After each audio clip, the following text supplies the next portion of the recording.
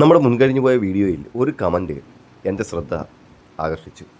ആ കമൻറ്റ് ഇപ്രകാരമായിരുന്നു: മുസൈലിമ ഒരുപക്ഷെ യുദ്ധത്തിൽ ജയിച്ചിരുന്നുവെങ്കിൽ അതായിരുന്നേനെ നിങ്ങളുടെ മതം, അല്ലെങ്കിൽ മുസൈലിമയായിരുന്നേനെ നിങ്ങളുടെ പ്രവാചകൻ എന്നുള്ളത്.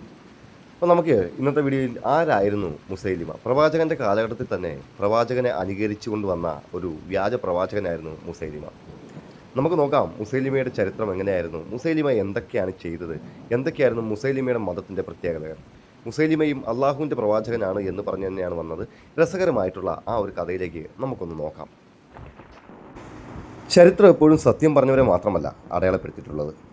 പ്രവാചകന്മാർ സത്യത്തിൻ്റെ വെളിച്ചവുമായി വന്നപ്പോൾ അവർക്ക് പിന്നാലെ അധികാരത്തിനും പ്രശസ്തിക്കും വേണ്ടി ആ വെളിച്ചത്തെ അനുകരിക്കാൻ ശ്രമിച്ച വ്യാജന്മാരും ഉണ്ടായിരുന്നു. അതിലേറ്റവും പ്രധാനിയാണ് മുസൈലിമ. ഇസ്ലാമിക ചരിത്രം ഇയാളെ വിളിക്കുന്നത് മുസൈലിമത്തുൽ കദ്ദാബ് അഥവാ നുണയനായ മുസൈലിമ എന്നാണ്. ആരായിരുന്നു ഇയാൾ? എങ്ങനെയാണ് ഇയാൾ ഒരു ജനതയെ മുഴുവൻ തെറ്റായ വഴിയിലേക്ക് നയിച്ചത്?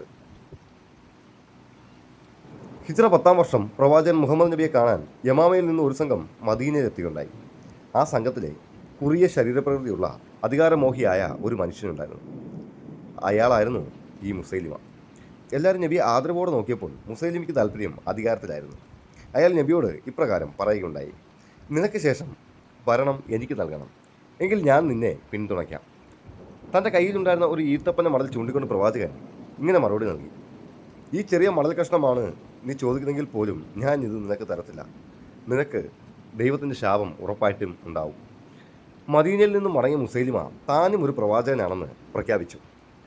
ഖുർആൻ അനുകരിക്കാൻ വേണ്ടി അയാൾ ശ്രമിച്ചു. പക്ഷേ അയാൾ ഉണ്ടാക്കിയ ഖുർആൻ്റെ വരികൾ വെറും അർത്ഥശൂന്യമായിരുന്നു. ഉദാഹരണത്തിന് അയാൾ പാടിയത് ഇപ്രകാരമായിരുന്നു: ഓ തവളെ, 2 തവളകളുടെ മകളെ, നിന്റെ പകുതി വെള്ളത്തിലും പകുതി ചെളിയിലുമാണ്. നീ വെള്ളം കലക്കുന്നില്ല, കുടിക്കുന്നവരെ തടയുന്നുമില്ല. ഇത് കേട്ട ബുദ്ധിമാന്മാർ ചിരിച്ചു. പക്ഷേ ഗോത്രത്തിൻ്റെ അധികാരം നിലനിർത്താൻ ആഗ്രഹിച്ച ഒരു വിഭാഗം ആളുകൾ അയാളെ വിശ്വസിച്ചു. ആളുകളെ തന്നിലേക്ക് ആകർഷിക്കാൻ മുസൈലിമ ഒരു എളുപ്പ വഴി കണ്ടെത്തി. അയാൾ മതനിയമങ്ങൾ ലളിതമാക്കി. 5 നേരം നിസ്കരിക്കേണ്ടതില്ലെന്നും അയാൾ പറഞ്ഞു. മദ്യവും വ്യഭിചാരവും അനുവദനീയമാക്കി. ദൈവം നിങ്ങൾക്ക് സുഖിക്കാനാണ് ഈ ജീവിതം നൽകിയത് എന്ന നുണ പറഞ്ഞ് അയാൾ ആയിരങ്ങളെ വഴിതെറ്റിച്ചു. മുഹമ്മദ് നബി ചെയ്ത അത്ഭുതങ്ങൾ തനിക്കും ചെയ്യാനാകുമെന്ന് അയാൾ വാദിച്ചു. ഒരിക്കൽ നബിയുടെ ഉമിനീര് കിണറ്റിലെ വെള്ളത്തിൽ വീണുവെന്ന് കേട്ടു. മുസൈലിമയും ഒരു കിണറ്റിൽ തുപ്പി. പക്ഷേ ആ കിണറ്റിലെ വെള്ളം പൂർണ്ണമായും വറ്റിപ്പോയി.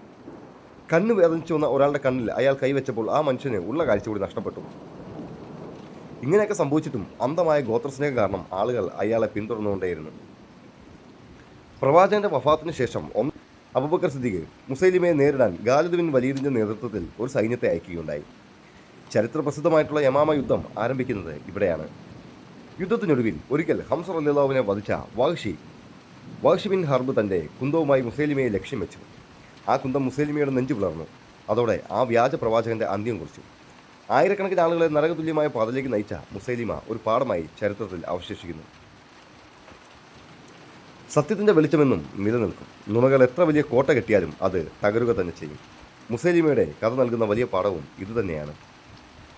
മുസൈലിമയെക്കുറിച്ച് ഇപ്പോൾ കൂടുതലായിട്ട് കാര്യങ്ങൾ നിങ്ങൾക്കറിയാൻ താല്പര്യമുണ്ടെന്ന് എനിക്കറിയാം. യമാമയിലെ, അതായത് ഇന്നത്തെ സൗദി അറേബ്യയിലുള്ള ഒരു പ്രദേശമായിരുന്നു അത്. പ്രബലമായ ബനു ഹനീഫ ഗോത്രക്കാരനായിരുന്നു മുസൈലിമ. പ്രവാചകൻ മുഹമ്മദ് നബിയുടെ ഖ്യാതി അറബിയിൽ പടർന്നപ്പോൾ തൻ്റെ ഗോത്രത്തിൻ്റെ അധികാരം നിലനിർത്താൻ വേണ്ടി മുസൈലിമയും പ്രവാചകത്വം അവകാശപ്പെടാൻ തുടങ്ങിയതായിരുന്നു. മുഹമ്മദ് നബിയുടെ മക്കയിലെ വിജയത്തിന് ശേഷം മുസൈലിമ നബിക്കൊരു കത്ത് എഴുതുകയുണ്ടായി. അതിലെ ഉള്ളടക്കം ഇങ്ങനെയായിരുന്നു: ദൈവത്തിൻ്റെ പ്രവാചകനായ മുസൈലിമയിൽ നിന്ന് ദൈവത്തിൻ്റെ പ്രവാചകനായ മുഹമ്മദിന് ഭൂമിയുടെ പകുതി എനിക്കും പകുതി നിനക്കുമുള്ളതാണ് എന്നായിരുന്നു ആ കത്തിൻ്റെ ഉള്ളടക്കം. എന്നാൽ പ്രവാചകൻ ഇതിന് മറുപടിയായി ഭൂമി ദൈവത്തിൻ്റെതാണ്, അവൻ ഉദ്ദേശിക്കുന്നവർക്ക് അത് നൽകുന്നു എന്ന് വ്യക്തമാക്കുകയും അയാൾ കദ്ദാബ് അഥവാ നുണയൻ എന്ന് വിളിക്കുകയും ചെയ്തു. മുസൈലിമയുടെ രീതികൾ എന്തൊക്കെയാണെന്ന് നോക്കുകയാണെങ്കിൽ, മുഹമ്മദ് നബിയെ അനുകരിക്കാനാണ് മുസൈലിമ എപ്പോഴും ശ്രമിച്ചത്. ഖുർആന് ബദൽ, ഖുർആനിലെ സൂക്തങ്ങൾക്ക് സമാനമായ വരികൾ, ഉദാഹരണത്തിന് ആനയെക്കുറിച്ചും തവളയെക്കുറിച്ചും നിർമ്മിക്കാൻ ഇയാൾ ശ്രമിച്ചു. പക്ഷേ അവയെല്ലാം പരിഹാസമായാണ് അന്ന് വിലയിരുത്തപ്പെട്ടത്. നിയമങ്ങളിലെ മാറ്റം, തൻ്റെ അനുയായികളെ ആകർഷിക്കാനായി മദ്യപാനവും വ്യഭിചാരവും അനുവദനീയമാക്കുകയും നിസ്കാരത്തിൻ്റെ എണ്ണം കുറയ്ക്കുകയും ചെയ്തു. ഇനി നമുക്ക് നോക്കാം മുസൈലിമയുടെ ഖുർആനിൻ്റെ വിചിത്രമായ വരികളെക്കുറിച്ച്. ഖുർആനിലെ സൂക്തങ്ങൾക്ക് സമാനമായ ഈണത്തിൽ വരികൾ ഉണ്ടാക്കാൻ മുസൈലിമ ശ്രമിച്ചു. എന്നാൽ അവ അർത്ഥശൂന്യവും പരിഹാസ്യവുമായിരുന്നു. ഉദാഹരണത്തിന്, ഓ ആനയെ, ആനയെ, എന്താണ് ആന? നിനക്കറിയാമോ എന്താണ് ആനയെന്ന്? അതിന് നീളമുള്ള തുമ്പിക്കയുണ്ട്. ഇത്തരം വരികൾ കേട്ടപ്പോൾ അക്കാലത്തെ കവികൾ പോലും ഇയാളെ പരിഹസിക്കുകയാണുണ്ടായത്. സജാഹ് എന്ന സ്ത്രീയുമായുള്ള ബന്ധം. മുസ്ലിമിയുടെ ചരിത്രത്തിലെ രസകരമായൊരു ഭാഗമാണ് സജാഹ്. മുസ്ലിമെ പോലെ തന്നെ പ്രവാചകത്വം വാദിച്ച ഒരു സ്ത്രീയായിരുന്നു സജാഹ്. ഇവർ രണ്ടുപേരും പരസ്പരം യുദ്ധം ചെയ്യുന്നതിന് പകരം വിവാഹം കഴിക്കാൻ അങ്ങ് തീരുമാനിച്ചു. വിവാഹത്തിന് ശേഷം സജാഹ് തൻ്റെ പ്രവാചകത്വ വാദം ഉപേക്ഷിക്കുകയും മുസൈലിമയുടെ കൂടെ കൂടുകയും ചെയ്തു.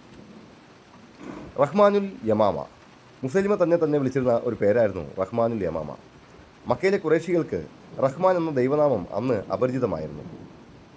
അതുകൊണ്ട് തന്നെ ഖുർആനിൽ റഹ്മാൻ എന്ന് പരാമർശിക്കുമ്പോൾ അത് മുസൈലിമയെ ഉദ്ദേശിച്ചാണോ എന്ന് അവർ പരിഹസിച്ച് ചോദിക്കുമായിരുന്നു. യമാമ യുദ്ധത്തിൻ്റെ തീവ്രത. മുസൈലിമയുടെ സൈന്യം വളരെ ശക്തമായിരുന്നു. ഏകദേശം 40,000 പേർ ഇയാൾക്കായി പോരാടാനുണ്ടായിരുന്നു. ഈ യുദ്ധം നടന്ന തോട്ടം പിന്നീട് മരണത്തോപ്പ് എന്നാണ് അറിയപ്പെട്ടത്. കാരണം അത്രയധികം രക്തച്ചൊരിച്ചിൽ അവിടെ നടന്നു. ഈ യുദ്ധത്തിലാണ് ഖുർആൻ മനഃപ്പാഠമാക്കിയിരുന്ന ഹാഫിദുകളായിട്ടുള്ള ധാരാളം സഹാബികൾ രക്തസാക്ഷികളായത്. ഇതിനെ തുടർന്നാണ് ഖുർആൻ ഒരു ഗ്രന്ഥരൂപത്തിൽ ക്രോഡീകരിക്കണമെന്ന ആശയം ശക്തമായത്. ശാരീരികമായിട്ടുള്ള മുസൈലിമയുടെ രൂപം നമുക്ക് നോക്കാം. മുസൈലിമ ഒരു കുറിയ മനുഷ്യനായിരുന്നു എന്നാണ് പറയപ്പെടുന്നത്. കൂടാതെ അദ്ദേഹം വളരെ മെലിഞ്ഞ പ്രകൃതക്കാരനായിരുന്നു എന്നും ചരിത്രകാരനായ ഇബ്നു കസീർ രേഖപ്പെടുത്തിയിട്ടുണ്ട്. മുസൈലിമയ്ക്ക് മഞ്ഞ കലർന്ന നിറമായിരുന്നു എന്നും ചില വിവരണങ്ങളിൽ കാണാം. കൂടാതെ ഇയാളുടെ മൂക്ക് അല്പം പരന്നതായിരുന്നുവെന്നും ചില ഗ്രന്ഥങ്ങളിൽ സൂചിപ്പിക്കുന്നു. മുഹമ്മദ് നബിയേക്കാൾ പ്രായം കൂടിയ വ്യക്തിയായിരുന്നു മുസൈലിമ എന്ന് കരുതപ്പെടുന്നു. അദ്ദേഹം പ്രവാചകത്വം വാദിക്കുന്ന കാലത്ത് തന്നെ അദ്ദേഹം ഒരു വൃദ്ധനായിരുന്നു എന്നാണ് ചരിത്രം പറയുന്നത്. സംസാര രീതി. വളരെ തന്ത്രപരമായ രീതിയിൽ സംസാരിക്കാൻ കഴിവുള്ള ആളായിരുന്നു അദ്ദേഹം. തൻ്റെ അനുയായികളെ ആവേശഭരിതരാക്കാനും കവിതയോട് സാമ്യമുള്ള വരികൾ ഈണത്തിൽ പാടി അവരെ സ്വാധീനിക്കാനും ഇയാൾക്ക് പ്രത്യേകമായിട്ടുള്ള കഴിവുകളുണ്ടായിരുന്നു. മുസ്ലിംക്ക് സ്വന്തമായ ഒരു ഗ്രന്ഥം ഉണ്ടായിരുന്നില്ല. പകരം മുഹമ്മദ് നബിക്ക് ഖുർആൻ അവതരിപ്പിക്കപ്പെട്ട പോലെ തനിക്കും വഹിയെ, അതായത് ദൈവിക സന്ദേശം ലഭിക്കുന്നുണ്ടെന്ന് അയാൾ അവകാശപ്പെടുകയാണ്.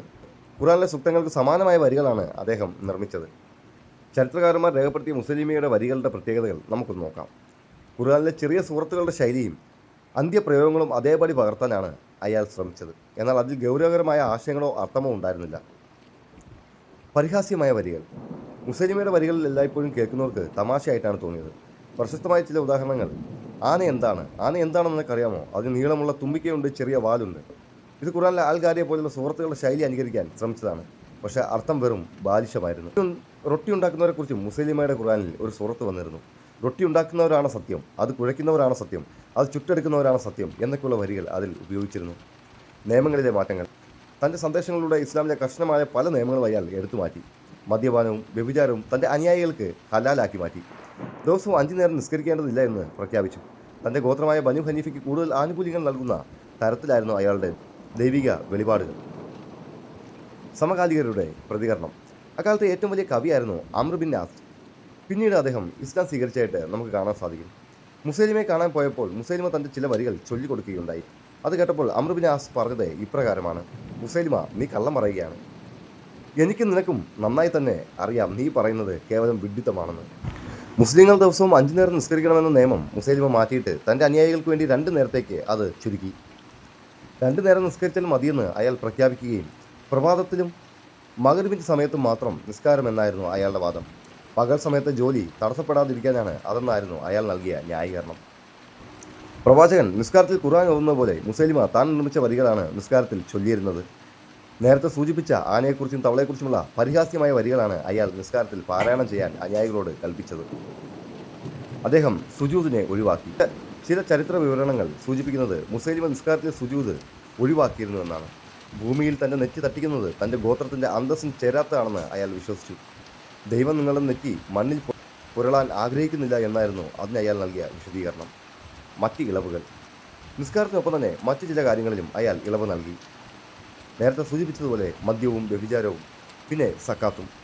നിർബന്ധിത ദാനധർമ്മമായ സക്കാത്ത് നൽകുന്നതിൽ നിന്ന് അയാൾ തൻ്റെ ഗോത്രത്തെ ഒഴിവാക്കി. റഹ്മാൻ എന്ന് പേരുള്ള ഒരു മലക്ക് അദ്ദേഹത്തിൻ്റെ അടുത്ത് വരാറുണ്ടെന്നും തനിക്ക് രഹസ്യങ്ങൾ പറഞ്ഞു തരാറുണ്ടെന്നുമാണ് അയാൾ അനുയായികളെ വിശ്വസിപ്പിച്ചിരുന്നത്. യഥാർത്ഥ അത്ഭുതങ്ങൾക്ക് പകരം കൺകെട്ട് വിദ്യകളോ തന്ത്രങ്ങളോ ആണ് അയാൾ പ്രയോഗിച്ചിരുന്നത്. അതിൽ പ്രശസ്തമായ ഒന്നാണ് മുസൈലിമയുടെ മുട്ടവിദ്യ. ഒരു മുട്ട അതിൻ്റെ തോട് പൊളിക്കാതെ തന്നെ ഒരു ചെറിയ കുപ്പിക്കുള്ളിലാക്കി അയാൾ ജനങ്ങളെ കാണിക്കുമായിരുന്നു. ഇത് തൻ്റെ പ്രവാചകത്വത്തിൻ്റെ തെളിവാണെന്ന് അയാൾ വാദിച്ചു. യഥാർത്ഥത്തിൽ വിനാഗിരിയിൽ മുട്ടയിട്ട് തോട് മൃദുവാക്കി കുപ്പിക്കുള്ളിലാക്കുന്ന ഒരു തന്ത്രമായിരുന്നു അത്. പക്ഷിയുടെ ചിറക്. പക്ഷികളുടെ ചിറക് ഒട്ടിച്ചേർത്ത് വെച്ച് വിചിത്രമായ രീതിയിൽ പറത്തിയും മറ്റും അയാൾ ആളുകളെ അമ്പരിപ്പിക്കാൻ ശ്രമിച്ചിരുന്നു. മുഹമ്മദ് നബി ഭാവി കാര്യങ്ങൾ പ്രവചിക്കുന്ന പോലെ മുസൈലിമയും പ്രവചിക്കാൻ ശ്രമിച്ചിരുന്നു. എന്നാൽ പലപ്പോഴും അത് പാളിപ്പോവുകയായിരുന്നു പതിവ്. ഉദാഹരണത്തിന് തൻ്റെ അനുയായികൾക്ക് യുദ്ധത്തിൽ വിജയം ലഭിക്കുമെന്ന് അയാൾ പ്രവചിച്ചു. പക്ഷേ യമാമ യുദ്ധത്തിൽ അയാളും സൈന്യവും ദയനീയമായി പരാജയപ്പെട്ടു. മുൻപ് സൂചിപ്പിച്ച പോലെ പ്രവാചകൻ ചെയ്ത പോലെ ചെയ്യാൻ ശ്രമിച്ചത് വിപരീത ഫലമായി ഭവിച്ച നിരവധി സംഭവങ്ങൾ ഉണ്ടായിട്ടുണ്ട്. കൃഷിയിലെ ബറക്കത്ത്. ഒരു കൃഷിയിടത്തിൽ അനുഗ്രഹത്തിനായി വെള്ളം തളിച്ചപ്പോൾ ആ കൃഷി മുഴുവൻ കരിഞ്ഞു പോയതായും ചരിത്രത്തിലുണ്ട്. യുദ്ധത്തിൻ്റെ സമയത്ത് പോലും മുസൈലിമ പരാജയപ്പെടാൻ പ്രധാനപ്പെട്ട ഒരു കാരണം മദ്യം തന്നെയായിരുന്നു.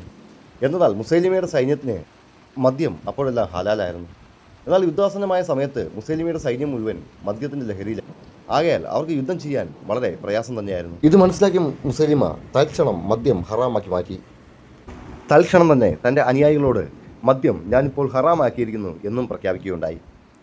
ആദ്യം ഹലാലായിരിക്കും, തൻ്റെ സാഹചര്യങ്ങൾക്കനുസരിച്ച് അതിനെ വീണ്ടും ഹറാമാക്കുകയും ചെയ്യുകയാണ് മുസൈലിമ ഇവിടെ ചെയ്തത്.